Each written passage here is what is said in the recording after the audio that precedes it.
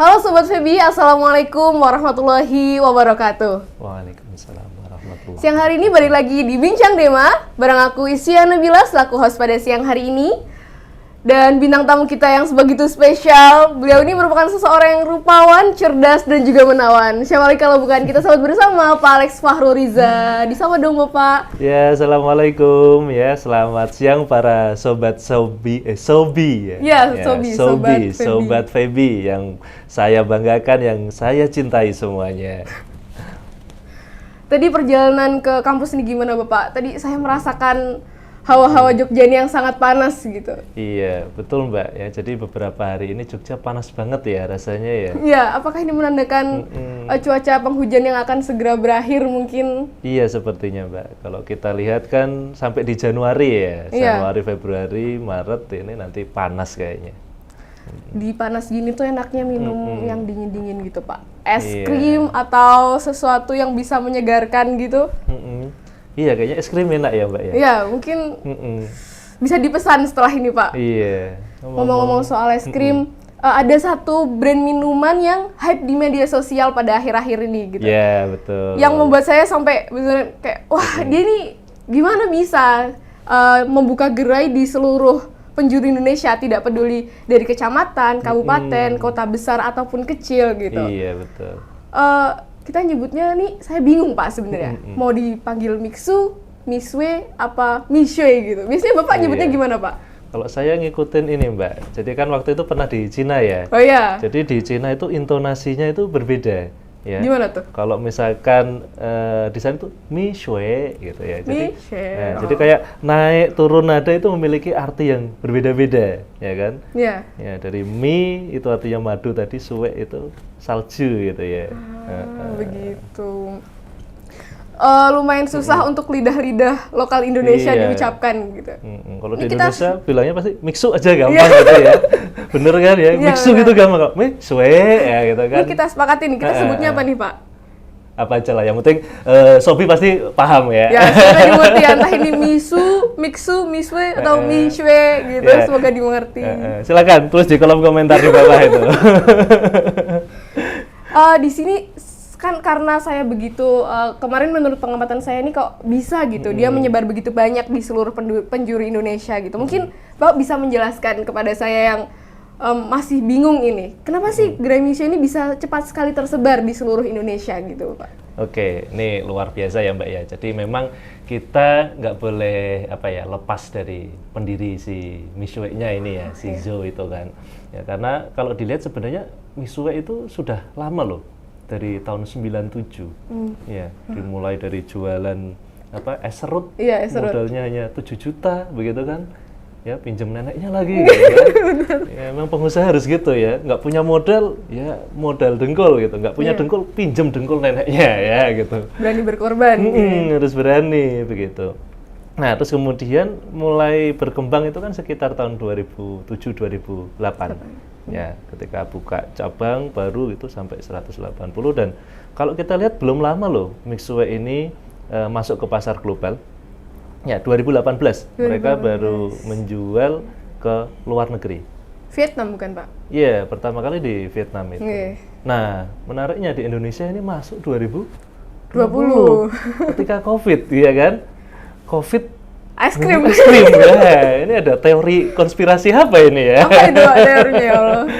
Ya, itu yang menarik ya. Tapi ternyata dalam waktu 2 tahun kemarin Mixue ini sudah tersebar luas ya se-Indonesia, ratusan gerai. Jogja aja kan lebih dari 20 cabang, nggak tahu nih. Dalam bulan Februari ini kan sudah beranak pinak lagi gitu. Nah, kalau kita lihat strateginya itu dia terlihat jelas bahwa marketing mix-nya itu dijalankan dengan baik. Ya, misalkan yang pertama kita ngomongin soal produk. Produknya bagus, ya kan? Ketika menjual produk yang bagus, terus kemudian dia juga quality control-nya kan benar-benar, ya kan? Dia supply-nya dari pusat kan begitu. Bahkan untuk bahan-bahan tertentu itu kan masih diimpor ya dari China-nya langsung gitu. Itu yang membuat kemarin untuk sertifikasi halal MUI-nya jadi sedikit lebih lama ya. jadi ada pro kontra gitu kan. Nah itu juga jadi masalah. Yang pertama produk tadi udah jelas. Terus kemudian yang kedua, kalau kita lihat dari sisi price, ya orang Indonesia ini kan memang banyak yang ini ya sensitif harga gitu. Bukan berarti semuanya itu segmen market yang berbeda, tapi banyak yang price sensitivity. Nah, sehingga si Mixue ini menerapkan strategi harga yang menurut saya sangat tepat gitu. Ya. Untuk kalangan Indonesia gitu ya, Pak. Iya, betul. Ya, penetration price kan dia strateginya itu. Nggak tahu apakah memang harganya akan murah terus gitu atau memang pas untuk buka pasar ini. Tapi kalau dilihat memang dari dulu strategi dia memang price leadership. Iya, dia terus menerapkan low price. Price leadership ya. Mana sih yang nggak bisa tahan ketika mendapatkan produk bagus dengan harga yang murah ya. Nah, ini dipraktekin nih sama Mixue nih. Ya kan nih sobat-sobat Feb ini juga mesti suka-suka yang murah-murah nih kan. Iya. Bahkan nggak niat beli aja dikasih harga murah jadi beli. Ya nggak Mbak Isri? Benar sekali, benar. Itu yang kedua. Terus kemudian yang ketiga yaitu soal sesi promosi. Viral banget nggak sih Mbak Iswi? Viral, apalagi bonekanya yang lucu itu Pak. Itu gemes banget ya Allah. Iya. Gemes banget boneka putihnya itu banyak di up di media sosial itu sehingga banyak menarik customer untuk datang karena ada bonekanya juga di tempatnya. Juga, ya kan, rela ngantri ya untuk bikin konten-kontennya. Iya, benar sekali. Iya, itu promosinya. Media sosial gencar bagus sekali. Dia. Ya, terus kemudian dari sisi place ya, place itu distribusi artinya. Ya, mulai dari pemilihan toko yang dianggap sebagai pengisi ruko kosong kan gitu ya. Jadi ketika ada ruko kosong di situ ada Mixue. Gitu. Sampai teman-teman ini juga ada nih Mbak ya. Ketika misalkan mejanya kosong itu dikasih tulisan Mixue di mejanya. Gitu. Untuk bercanda aja. Nah, terus kemudian ngomongin soal place yang distribusi itu kan dari hulu ke hilir juga. Sampai di jalur distribusinya juga dia memiliki jalur khusus ya. Apalagi dengan strategi Belt and Road ya yang strategi baru itu atau akan dilaksanakan. Nah, ini yang menarik nih ya. Ini juga waktu belajar di China dulu.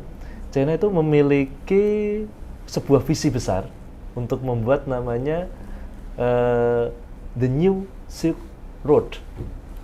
Ya, apa itu? Teman-teman pasti tahu ya, jalur sutra ya? Iya, nggak asing kalau jalur sutra pernah dibahas. Ya, jalur sutra ketika kita membahas sejarah gitu kan, jadi jalur perekonomian. Ya. Nah, ini yang sedang dibangun di sana gitu.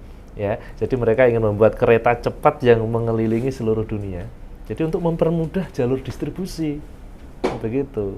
Ya. Dan pemerintah sana juga sangat support itu terhadap usaha-usaha lokalnya gitu kan. Mereka mengakomodir untuk ke sana ya sampai Alibaba dan lain sebagainya itu juga saling support. Nah, itu yang bisa kita contoh sebenarnya juga ya. Bagaimana dukungan segala pihak gitu untuk membuat sebuah bisnis ini bisa maju. Kontribusi antara pemerintah dan juga kolaborasi dengan pihak-pihak bisnis ini bagus ya Pak berarti di China ya. Iya, bagus. Pernah kan kunjungan ke beberapa kelompok bisnis, terus kemudian di sana itu juga ada model mini Silicon Valley-nya lah. Jadi Silicon Valley-nya Cina ya di Hangzhou gitu kan ya di daerah sana. Terus juga berkunjung dulu ke tempatnya Alibaba sekitar itu memang udah kompleks gitu untuk pengembangan bisnis.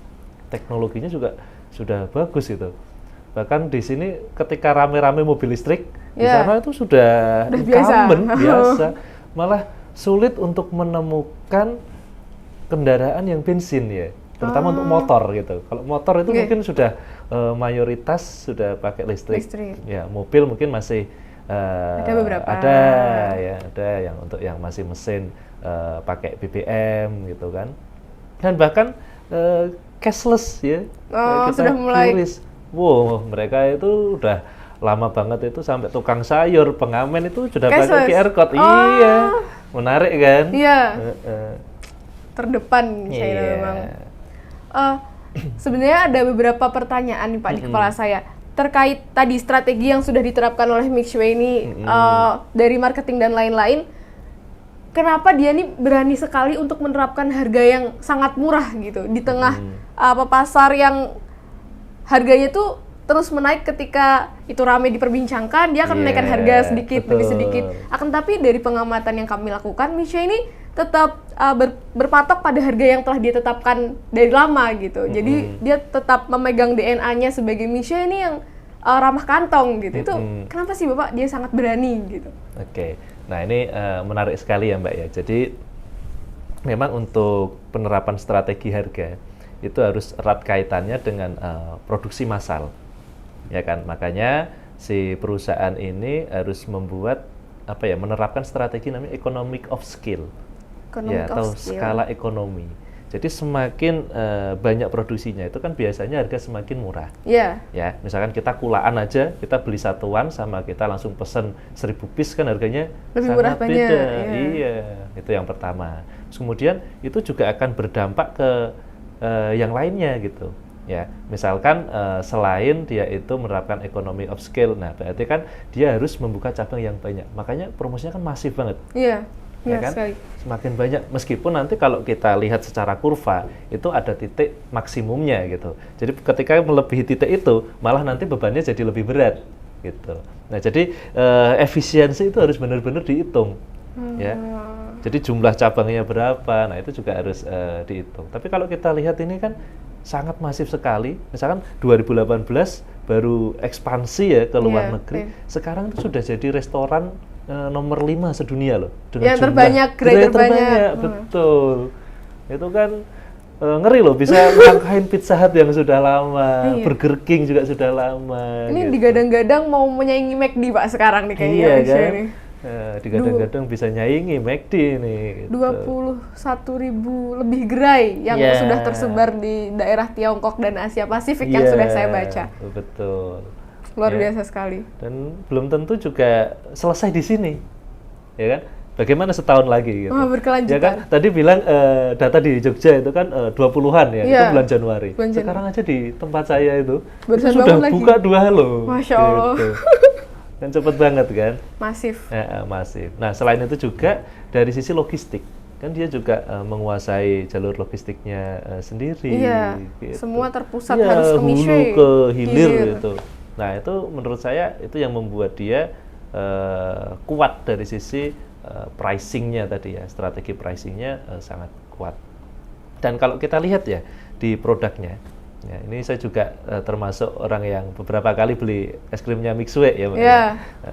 Jadi kalau dilihat itu produknya sangat efisien menurut saya.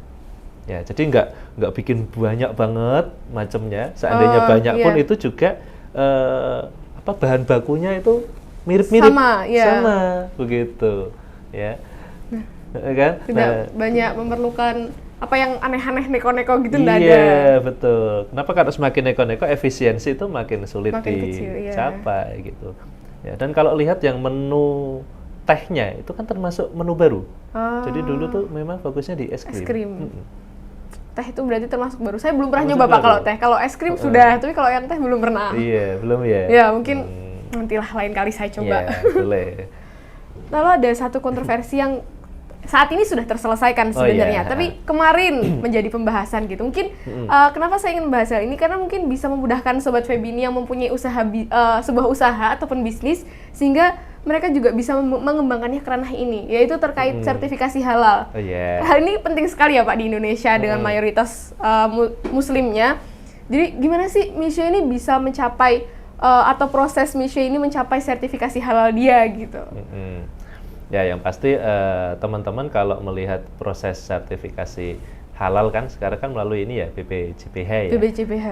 Dan menurut saya itu juga BPJPH sangat bagus kok gitu, kita bisa mengaksesnya juga mudah, dan soal biaya juga ini misalkan nih bagi teman-teman mahasiswa para sobi yang juga punya bisnis ya, nah itu juga teman-teman untuk mengajukan sertifikasi halal itu sekarang tidak tidak sulit gitu loh, dan juga cenderung tidak mahal gitu.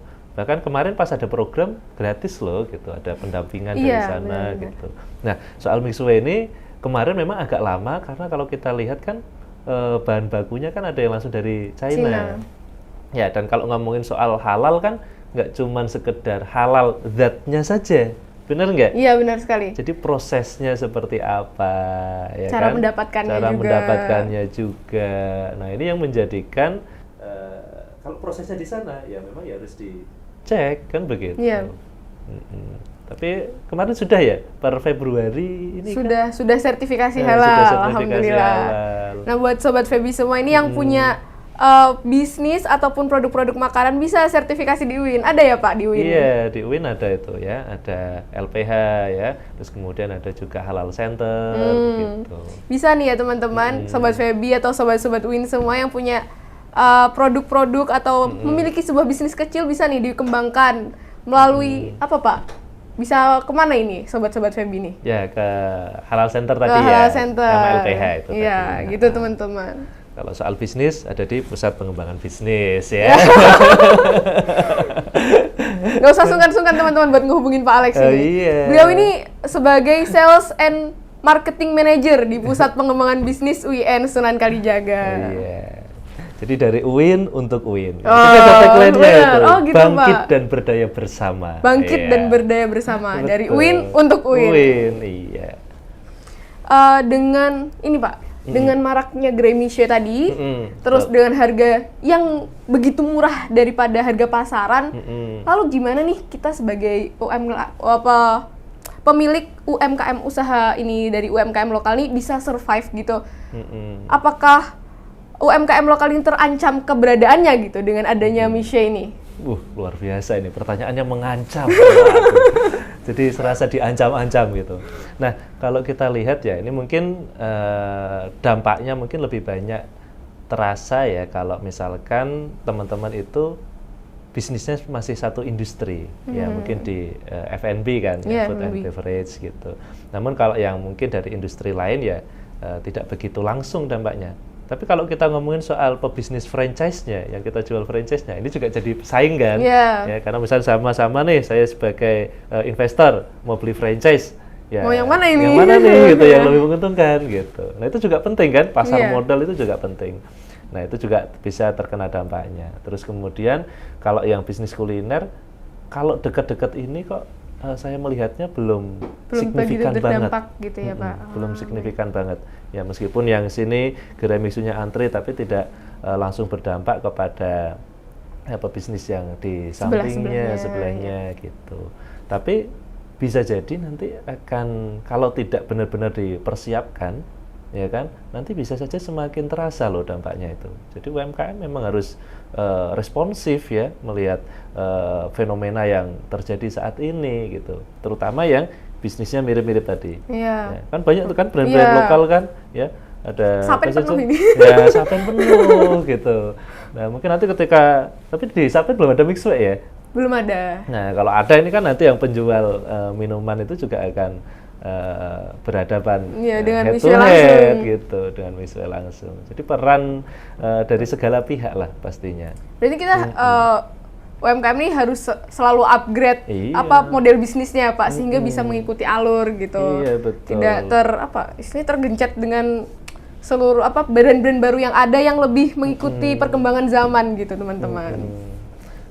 Lalu berkaitan dengan hal tersebut, strategi apa sebagai dari UMKM ini yang bisa kita terapkan untuk menghadapi persaingan pasar yang begitu ketat gitu? Mungkin ini juga bakal bermanfaat untuk sobat Feby yang mempunyai bisnis-bisnis kecil, memiliki usaha-usaha makanan gitu. Gimana sih Pak cara kita mengembangkan usaha-usaha kita agar survive di persaingan pasar ini gitu? Oke, ini pertanyaan yang menarik ya, yang bisa menjawab dari sisi praktisi ya, ataupun juga dari sisi akademisi ya, dari konsultan. Nah, sebenarnya begini, kalau kita lihat beberapa brand-brand dari UMKM lokal itu juga memiliki kualitas produk yang baik ya, mungkin yang memang dia sudah settle, punya beberapa banyak cabang. Nah, namun mungkin untuk UMKM yang dia itu benar-benar mikro yang baru bikin satu ini saja, Satu gerai. satu gerai saja gitu. Nah itu kan mungkin agak berbeda gitu. Kalau misalkan yang tadi sudah settle itu biasanya dia sudah punya SOP, quality control, ada tim marketing gitu ya. Mungkin ya masuk ke menengah ya, menengah bahkan ke atas. Ini dengan strategi produknya yang bagus tadi, mungkin bisa melihat nih segmen marketnya gitu.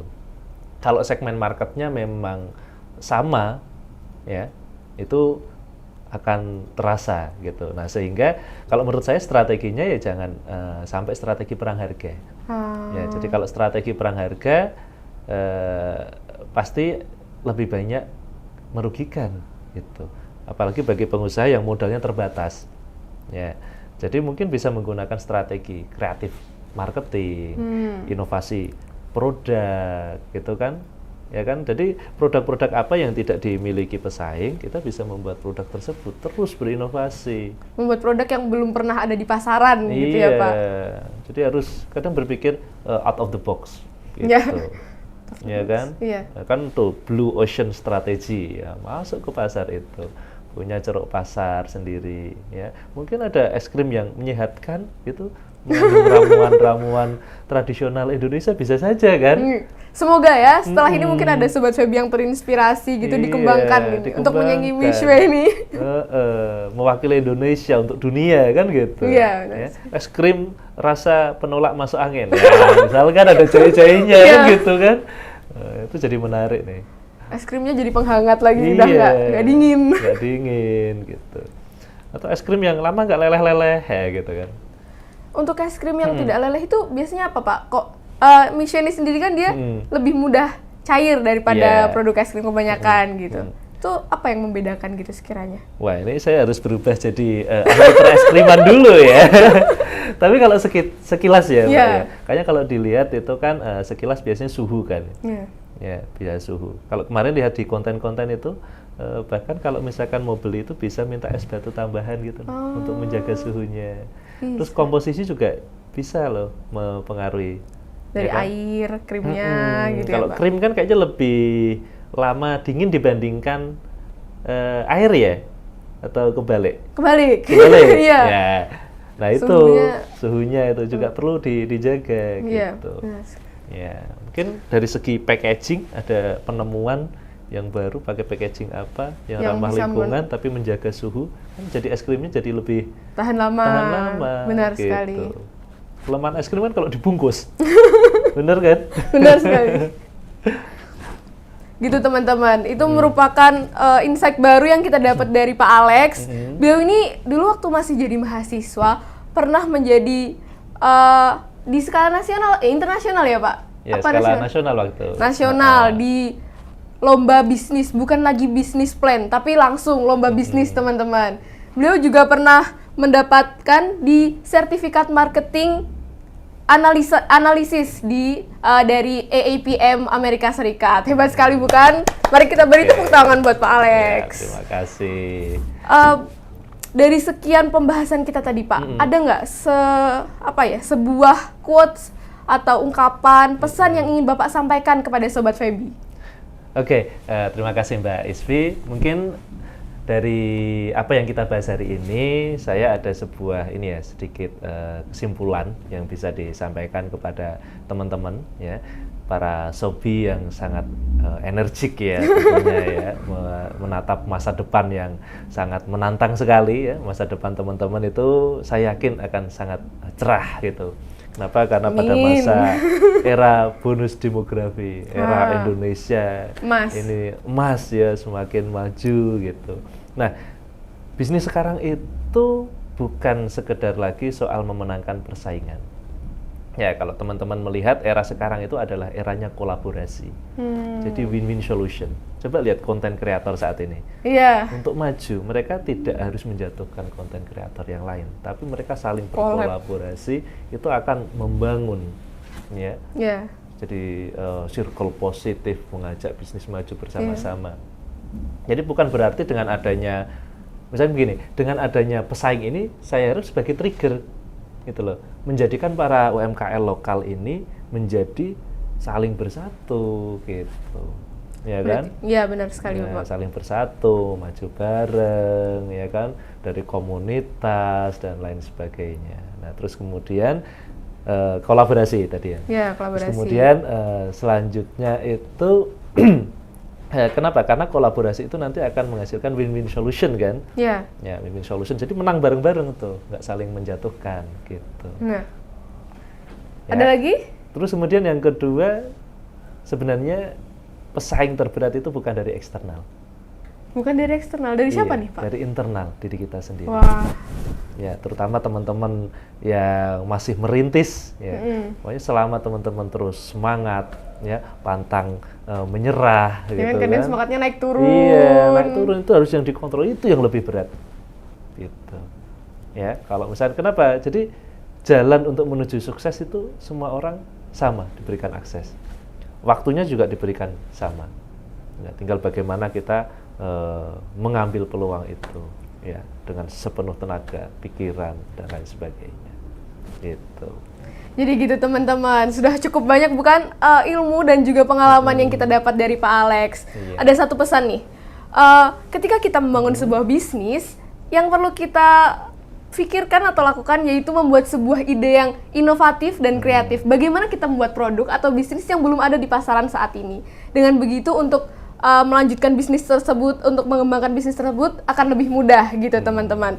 Jadi yang akan jadi pertanyaan selanjutnya nih Pak, Oh, iya. kayaknya dari maraknya Green Mission ini apakah dia akan terus berkembang dan akan menjadi seperti produk-produk makanan minuman yang sudah ada, ataukah hanya menjadi tren? Benar bukan? Wah, ya, ini sangat menarik ya. Ya gitu teman-teman. Jadi ada yang disampaikan lagi? Oke. Sudah mungkin ya sepertinya ya. Sudah cukup siang, mungkin setelah ini kita akan cari es krim bareng-bareng teman-teman atau cari minuman untuk menyegarkan pikiran Iya. dan mendinginkan diri dari panasnya Yogyakarta yang istimewa ini gitu. Iya. Terima kasih teman-teman telah bergabung bersama kami di Bincang Dema. Saya Syana Bila bersama Saya Alex Faru Riza. mengucapkan terima kasih. Assalamualaikum warahmatullahi wabarakatuh. Sampai jumpa Sobi. Sampai jumpa Sobi.